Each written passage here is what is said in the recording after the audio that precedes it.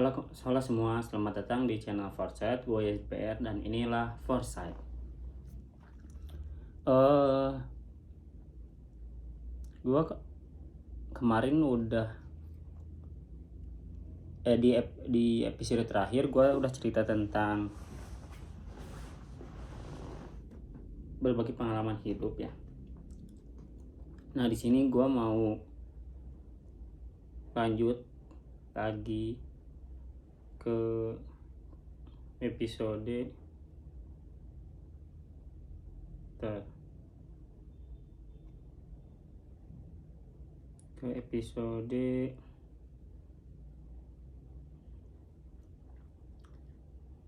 BPH lagi, ke episode berbagi pengalaman hidup lagi.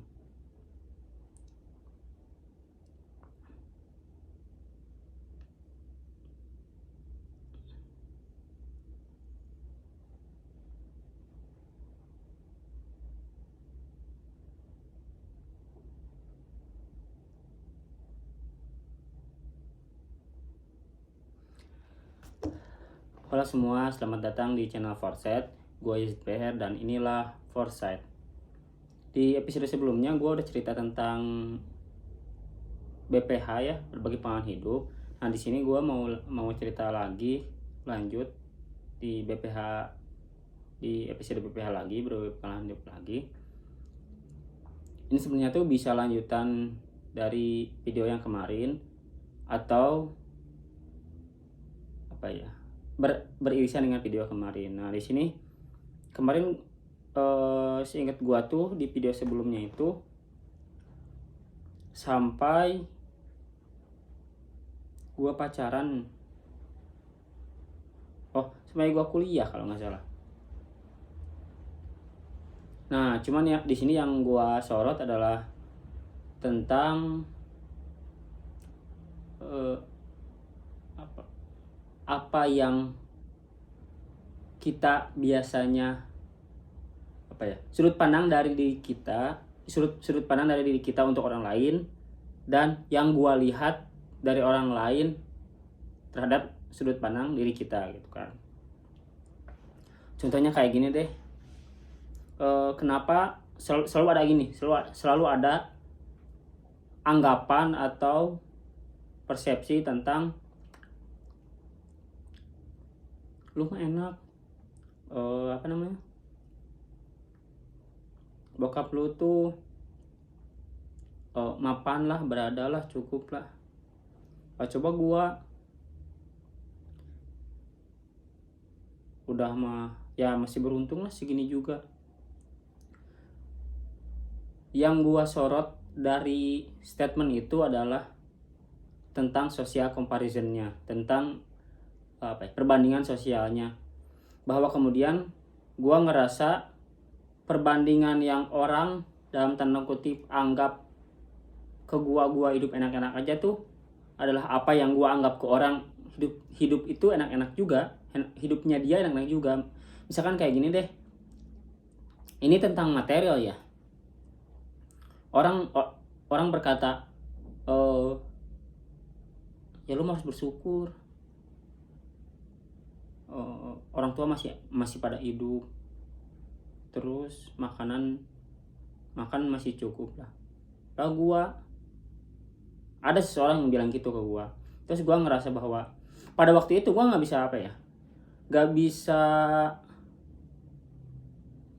bisa melawan opini itu, bukan ngebantah ya, tidak terjadi ruang diskusi antara gua dengan dia gitu, sampai pada saat terjawablah hari ini.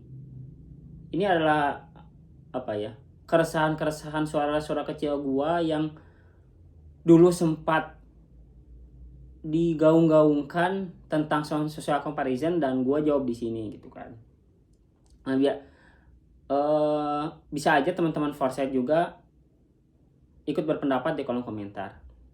Gini, terkait social comparison yang gua rasain tuh, gua yang sekarang ya dalam tanda kutip menurut gua ya udah cukup lah, dalam artian gua udah tamat kuliah, gua diberikan keleluasaan untuk melanjutkan melanjutkan sisa-sisa perjuangan orang tua gua khususnya di bagian perdagangan adalah bentuk bahwa menurut gua habitat kami di situ gitu, di perdagangan. Bahwa kemudian ada ini seseorang anjing yang bilang kayak gini, dia sebenarnya tuh udah dia berprofesi sebagai apa ya, berprofesi sebagai nakes. Ya gue langsung sebutin aja, dia dokter anjir. Dia ngomong gini ke gue, padahal ya bentar, dia tuh dokter, dia beasiswa nih, beasiswa loh, dalam artian dia diberikan kelebihan di dalam mengelola atau pintar lah di dalam akademis. Itu adalah membuktikan bahwa rezeki dia dan habitat dia di sana. Lantas dia berbicara gini, apaan sih kamu mah dapat duit, dapat keuangan, sistem keuangan yang stabil itu karena orang tua. Hei anjing, ini gue pengen ngebungkam menegasi statement itu. Gini loh, ya apa kabar lo yang, ya wajar dong, gue lahir sebagai seorang pengusaha,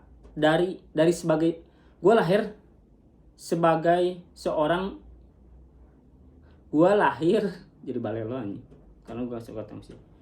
Gue lahir sebagai seseorang dari seorang pengusaha, nah gitu. Gue lahir sebagai seseorang dari seorang pengusaha. Yang wajar dong sistem keuangan gue lebih stabil. Karena ya emang habitat orang tua gue juga di sana. Gue bisa berusaha untuk melanjutkan sisa-sisa perjuangan orang tua gue di dunia perdagangan dan bisnis. Ya emang habitatnya di sana. Lah apa kabar sih anjing? Maksud gue gini, lu pintar, ibu bapak lu tuh guru. Ingat loh, ibu bapak lu tuh guru. Dalam artian mereka berkutat di bidang akademis. Gue mau memberikan umpan balik dua statement untuk statement lu yang bilang gue stabil karena orang tua. Lu juga pinter karena orang tua lu anjing. Ingat, lu pinter tuh karena orang tua lu, karena lu lahir dari orang tua seorang guru, keduanya guru. Lah apa kabar kalau orang tua lu tuh bukan guru?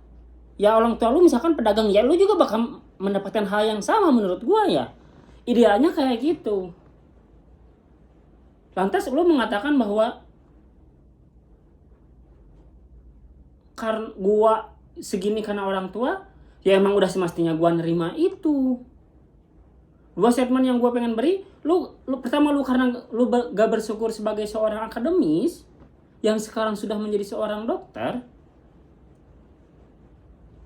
Kedua, apa lu emang gak bersyukur terhadap orang tua lu? Orang tua lu guru, bokap lu guru loh, bapak lu guru, ibu lu guru. Apa mungkin ibu lu tuh dewe? Apa mungkin ibu lu tuh berhubungan anjing? Jadi kasar deh. Apa mungkin ibu lu tuh berhubungan dengan seorang yang bukan guru, yang ngebuktiin bahwa lu ngebela statement ngebantah tuh gue jadi tersebut emosi deh. Mengatakan bahwa gue berpenghasilan, ya sudah, gue stabil itu karena orang tua, ya udah sewajarnya dong ya. Gue mewarisi apa yang benar-benar menjadi legacy gue dari orang tua gue, yaitu material, benda, uang. Karena memang selama ini ibu bapak gue fokusnya di sana, di dunia perdagangan, di dunia bisnis, bukan di dunia akademis. Jadi untuk lo yang berkata itu, tolong cek lagi deh, lo mungkin kurang bersyukur. Pertama itu ke gue, apa mungkin lu nggak sadar diri bahwa itu adalah habitat kedua dari kedua orang tua lu, gitu deh. Nah kemudian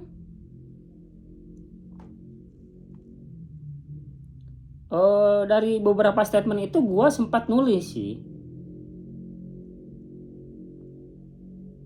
apa memang lu tuh kurang BK bimbingan konseling, atau memang lu banci kaleng, yang gue ngerasa bahwa kehidupan lu sempat diisukan terjerat oleh dunia underground. Nah itu gue nggak tahu ya apa yang terjadi pada waktu itu. Yang jelas ya gue bersyukur sih kepergian gue. Nah ini gue mau apa ya, mau agak melanjut ke apa ya, mau menyinggung tentang alasan gue keluar tuh mungkin karena itu juga ya, karena gue ngerasa bahwa pada waktu itu ya gue berada di circle yang salah. Berada dalam circle yang salah itu bukan gue menyalahkan itu, tapi udah sepatutnya gue keluar.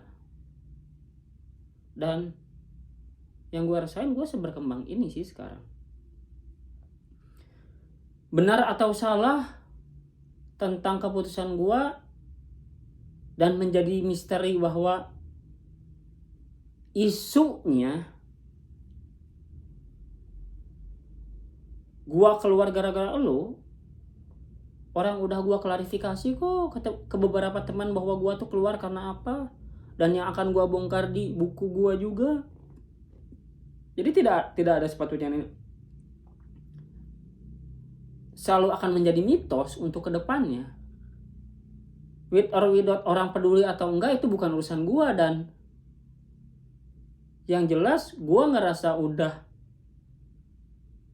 damai aja dengan masa lalu gue. Nah, bahwa kemudian bentar, gue udah pernah menulis. Oh iya. Jangan bilang maneh. Jangan apa ya? Jangan mengklaim bahwa lu pernah ngomong maneh mah beruntung orang tuanya cukup.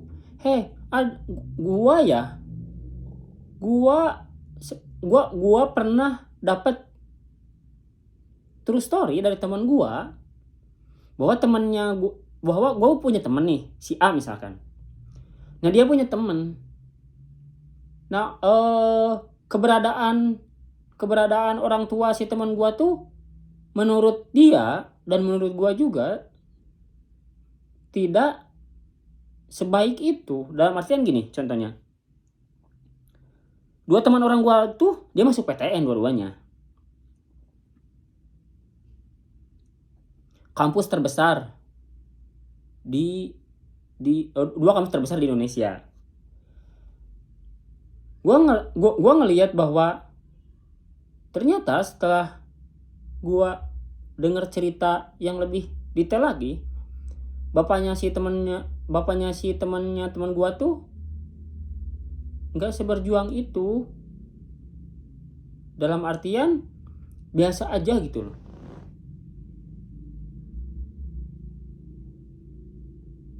Yang menurut gua, bokap gua sesemangat itu loh untuk mencari materi.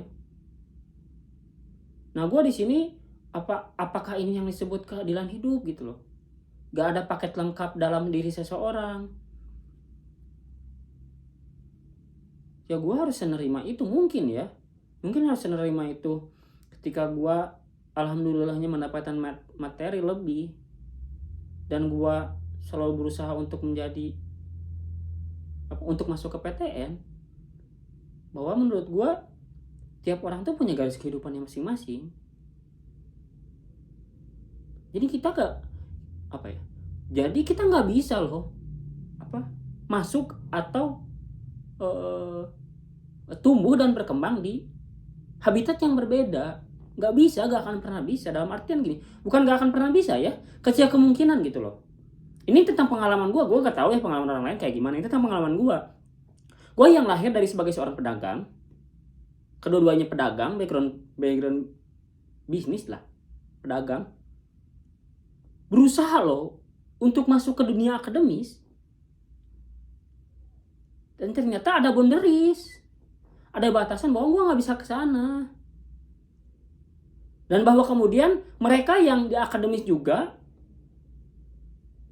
yang menurut gue kelihatannya gak akan sedikdaya itu masuk ke, jika memang terjadi, jika memang mereka berhasil masuk ke dunia yang berbeda dari akademis ke bisnis. Contoh lain lah, ada tokoh besar pebisnis terkaya, salah satu terkaya di Indonesia. Dia pinter parah, beliau pinter parah lah. Dia punya, seorang ini tuh punya stasiun TV lah. Pokoknya paling kaya deh. Maksudnya masuk dalam 10 orang terkaya di Indonesia. Beliau kuliahnya kesehatan, tapi akhirnya beliau jadi sebagai seorang pebisnis. Dalam artian, apa mungkin generasi selanjutnya atau anaknya bakal bisa mendulang kesuksesan seperti seorang bapaknya? Nyatanya enggak. Di dalam satu kanal podcast, di dalam satu kanal podcast, dia mengklaim bahwa dia mengalami pembulian, dia mengalami problematika hidup yang menurut gua, yang gua agak so tahu, mungkin gak dialami oleh bapaknya. Bapaknya menurut gua pendidikannya keren, kaya raya sekarang, dan ternyata anaknya tuh nggak segitunya, padahal itu kelas dunia sih menurut gua. Nah, dari situ gua ngerasa bahwa kalau memang iya ada paket lengkap dalam diri seseorang, menurut gua itu gak akan pernah terjadi sih di dunia ini. Karena apa? Karena manusia bisa tumbuh dan berkembang karena ada kekurangan. Ya, karena apa ya? Karena ada blind spot lah, kalau kata bahasa Gita Wirjawan tuh. Karena ada blind spot. Nah, blind spot itu yang dia temukan, yang kemudian menjadi menjadi bekal di masa depan untuk bisa untuk menjadi game changer, atau loncat dari sesuatu dari pengalaman negatif yang pernah dialami di masa lalu. Nah, gue juga punya teman, dia pinter parah menurut gue ya, dia pinter parah. Terus dia kaya raya, menurut gue dia kaya raya. Tapi dia tidak memiliki akses, dan dia tidak memiliki dia tidak seberuntung itu bisa masuk perguruan tinggi favorit di zaman itu. Padahal secara kapasitas dan kapabilitas dia sangat mumpuni, coy. Tapi kenyataannya dia tidak memilih itu. Nah, dari sini kita membuktikan bahwa menurut gua gak ada manusia dengan paket lengkap. Gak ada manusia sedikdaya itu. Sekalipun itu ada, menurut gua pasti ada kekurangan yang menurut si seseorang itu adalah hal yang dia inginkan, tapi menurut orang lain hal yang udah dia miliki. Dalam artian gini, misalkan si A nih, dia dikdaya, dia menginginkan mini setik, contohnya. Dia sampai berusaha main mini setik. Dia berusaha, udah artian gini deh. Orang yang punya spring bed di rumahnya, rumah mewah, belum tentu dia bisa tidur nyaman. Seperti halnya gembel-gembel di luar sana, gelandangan di luar sana yang dia tidur nyaman di tempat gak aman. Ya contohnya kayak gitulah. Jadi jangan pernah lo nganggap bahwa orang kaya menurut mereka, orang yang banyak duit tuh hidupnya enak-enak aja, damai-damai aja. Enggak anjir. Dia juga mengalami permasalahan yang sama. Ya jangan menganggap bahwa apa yang tidak kita raih terus orang lain raih, lantas kita menyimpulkan bahwa dunia ini nggak ada. Menurut gue nggak gitu. Ya lu harus melihat bahwa memang mungkin apa yang orang lain tidak bisa dinikmati, kita nikmati, dan apa yang tidak bisa kita nikmati orang lain nikmati. Gue agak pusing juga nih tentang mengelaborasinya. Semoga teman-teman Forsyth ngerti ya. Nah, gue masuk ke episode BPH ini. Gue percaya sih setiap orang segala sesuatu itu butuh proses. Gue orang yang percaya segala sesuatu itu butuh waktu. Ya gue pernah, kalau nggak salah satu rektor perguruan tinggi di Jogja pernah mengatakan gini, hargailah setiap proses, tidak hanya menghargai hasil. Karena jika hanya menghargai hasil, maka Anda akan lebih mudah kecewa. Dan gue pernah ngerasain itu. Segala sesuatu yang mengharapkan hasil, maka tepi jurang untuk merasa kecewa. Gue yang udah ngerasa sampai di detik ini, ya perjalanan 1000 batu pun dimulai dari satu langkah. Perusahaan Apple loh, sekelas perusahaan Apple, dia dimulainya dari gudang anjir, dari ruangan kecil. Apa emang di ujung-ujung jadi gede? Enggak gitu. Bahwa kemudian Bill Gates dia keluar kok, bukan berarti Bill Gates keluar dari Harvard dia memiliki privilege itu, enggak. Tapi ya gue percaya dengan perkataan Joseph Campbell itu, ikuti kebahagiaan Anda, maka alam semesta membuka pintu bagi Anda di mana hanya ada dinding. Mungkin menurut gue Bill Gates bisa aja kuliah pada waktu itu, tamat kuliah. Tapi dia gak akan bisa menciptakan Microsoft. Dia mengeluarkan keputusan untuk keluar karena dia yakin dengan Microsoftnya dia bisa menjadi seseorang. Karena kalau dia kuliah, menurut gua, dia gak akan pernah menemukan Microsoft. Harus selalu ada sesuatu yang dikorbankan, harus selalu ada sesuatu yang hilang untuk mendapatkan sesuatu yang baru. Ya kayak gini deh, seperti hanya burung phoenix ya. Untuk dapat tumbuh kembali kan dia rela terbakar ya, untuk dapat hidup kembali gitu. Gua ngelihat ada tumbuhan yang masih bisa hidup dari lahan yang sudah terbakar. Artinya apa? Artinya tumbuh dan berkembang itu bisa kapan saja, bisa di mana saja. Ya tergantung itu timing dari apa yang seseorang ingin kembangkan bertemu dengan kesempatan yang ada bertemu dengan waktu.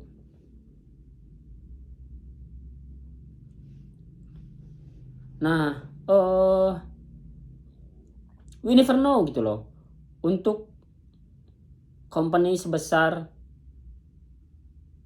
Facebook juga sama lah keluar.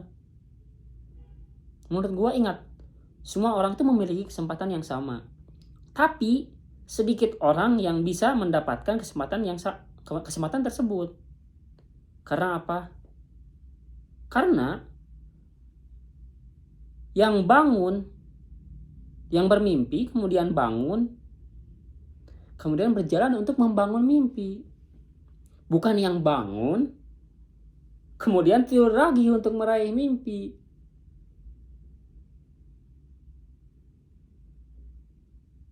Gue kalau nggak salah ya, gue pernah denger dari salah satu, ini kalau salah koreksi ya di kolom komentar.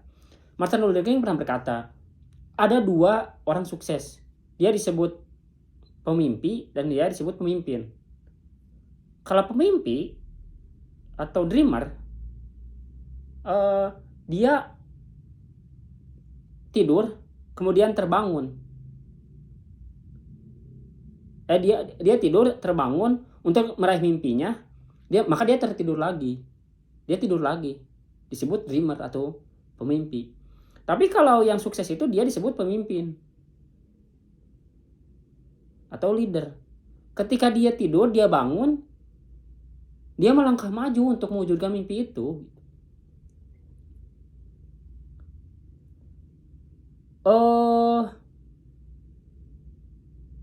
Ini tentang personal gue ya. Kita harus bisa menghargai sebagai sebuah langkah kecil, dalam artian ini tentang self appreciation juga. Ini bagi orang-orang yang malas-malasan, bagi orang-orang yang mereka menganggap bahwa hidup begitu aja. Kayaknya kamu harus harus lebih banyak self appreciation. Kayak contoh gini deh. Gua kan sempat berada di fase aduh bangun tuh susah banget ya. Bangun susah nih. Gua padahal tipe orang yang gak suka bergadang.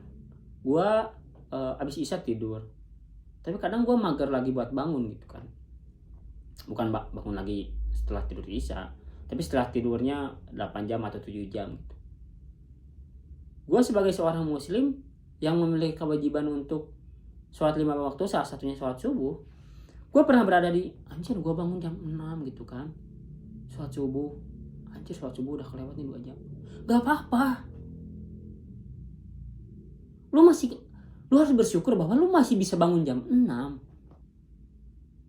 Nah dari situ, oh iya ini bangun jam 6 nih, ya gak apa-apa. Itu adalah salah satu kejadian yang luar biasa menurut gue.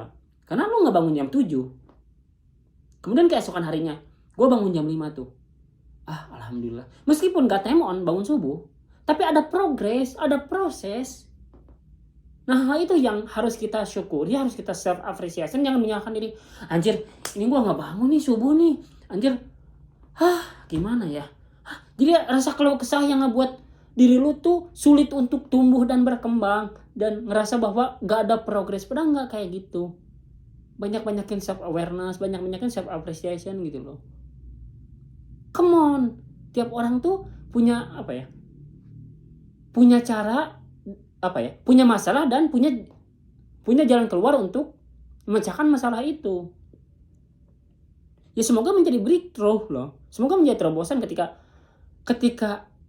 ini gue yakin ya, ketika seseorang bisa mengapresiasi diri dia sendiri, gue percaya dan yakin itu dia akan tumbuh.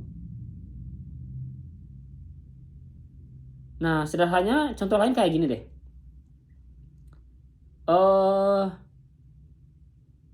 Di sini kita bermain logika ya. Ya misalkan kalau bahasa gue nggak pernah mengatakan gue ingin bekerja, karena menurut gue bekerja itu kerap diasosiasikan, menurut sudut pandang gue, bekerja itu erat diasosiasikan dengan sebuah pekerjaan yang menguras waktu, dalam artian jam 7 sampai jam 5 gitu kan, dan lain sebagainya. Gue lebih suka dengan istilah produktif.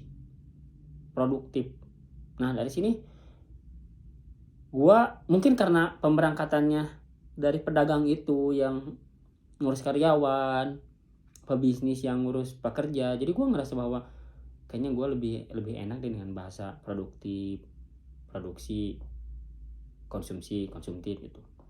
Ya produksi di sini mungkin kerja ya. Ya istilahnya gini, ya gak ada loh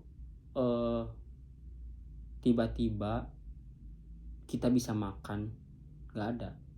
Kita harus menanak nasi, Mungkin ada sebagian. Nah, ini yang disebut proses. Nah, orang-orang tuh lupa akan sebuah proses. Orang-orang tuh kadang tidur akan sebuah proses, menutup mata akan sebuah proses. Untuk jadi nasi aja, awalnya dari benih, terus menjadi padi, padi digiling, jadi beras, beras dinanak, jadi nasi. Ya kalau mungkin kata orang kalau gak kerja ya nggak akan makan, ya kayak gitu. Gak ada loh tiba-tiba uang turun dari langit, gak ada loh tiba-tiba nasi ada, gak ada. Itu butuh proses juga. Ya istilahnya kalau nggak kerja nggak makan, ya itu.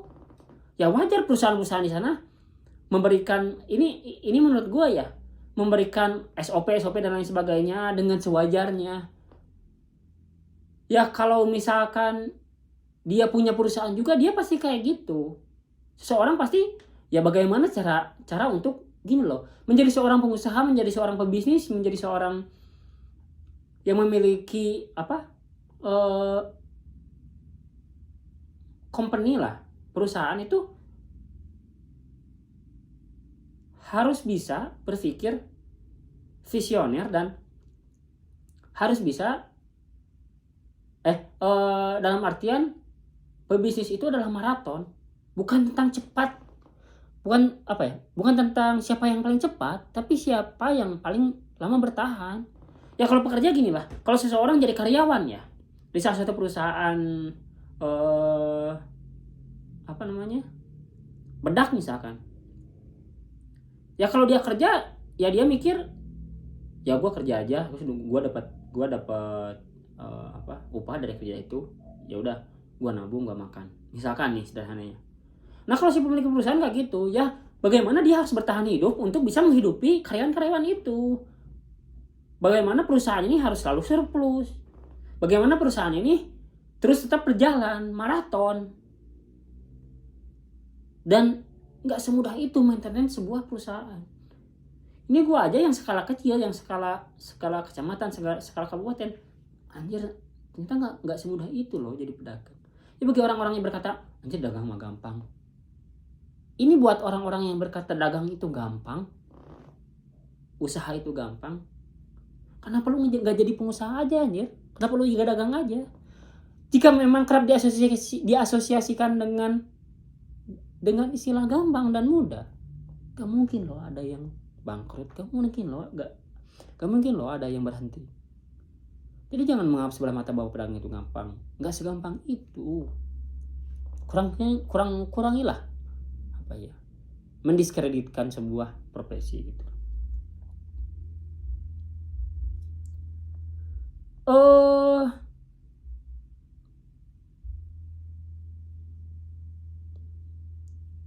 Nah dari sini gue percaya hidup itu adalah serangkaian proses. Bahkan menurut gue nih, hasil pun serangkaian proses. Untuk apa? Untuk menghasilkan lagi. Ya jangan pernah sih menurut gue kehilangan serangkaian proses itu, karena pribadi gue berasumsi bahwa yang paling nikmat itu adalah proses. Seperti halnya menikah lah. Apakah yang nikmat itu hasilnya? Menurut gue enggak sih. Tapi proses di malam pertama, bukan hasilnya. Menurut gue hasilnya sama-sama aja sih. Tapi sensasi proses di setiap pernikahan pertama, maksudnya malam pertama itu dia menyiapkan tentang bagaimana manajemen waktu ke depannya, manajemen keuangan dan lain sebagainya. Itu tentang proses juga. Dan menurut gue perjalanan hidup itu merupakan formulasi terbaik untuk beranjak ke arah yang lebih baik. Anjay. Gue ulang ya. Menurut gue perjalanan hidup itu formulasi terbaik untuk beranjak ke yang lebih baik. Dalam artian tiap orang punya cerita masing-masing kok. Jangan pernah minder dengan cerita lo. Gua dulu, pengalaman gua ya, gue yang kuliah di swasta berpikir ketika setelah salah satu motivasi gue masuk ke organisasi itu, gue harus membuktikan pada diri gue bahwa semua orang itu memiliki kesempatan yang sama. Dan ternyata itu terbukti. Di organisasi nggak ada loh istilah bendera apa. Dia dari mana, enggak. Bukan siapa yang berkata, tapi bukan siapa yang berbuat, tapi apa yang diperbuat itu. Sumbangsi apa yang bisa dilakukan, bukan siapa yang melakukan, tapi apa yang dilakukan. Itu aja episode berbagi pengalaman hidup hari ini. Terima kasih sudah menonton. Like jika Anda suka, dislike jika Anda nggak suka. Jika memang ada beberapa pendapat atau asumsi yang bisa menghasilkan bahan diskusinya pendapat, silahkan tinggalkan di kolom komentar. Gue JPR dan inilah Foresight. Dadah, bye.